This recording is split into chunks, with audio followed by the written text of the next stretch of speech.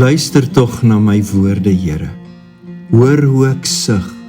Gee tog aandag aan my hulpgeroep, my koning en my God, want tot U bid ek. U luister na my stem in die môre, Here, in die môre terwyl ek voor U verskyn en op U wag. U is nie 'n God wat onreg verdra nie. Die kwaad het by U geen plek nie. Hooghartiges durf nie voor U kom nie. U haat almal wat onreg doen. U roei alle leenaars uit. Die Here verafskie moordenaars en bedrieërs. Maar ek mag deur U groot liefde in U huis ingaan en in U heilige tempel buig met die eerbied wat aan U verskuldig is. Omdat ek vyande het, Here, leer my tog wat reg is en help my om U wil te doen.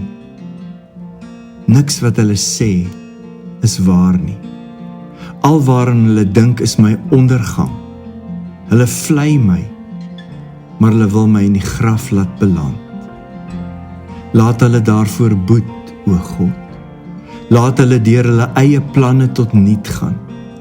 Dryf hulle weg oor hulle baie sondes, want hulle is teen U opstandig. Maar laat almal wat by U skuil, bly wees. Laat hulle altyd jubel. U beskerm die wat U naam liefhet, en hulle juig oor U.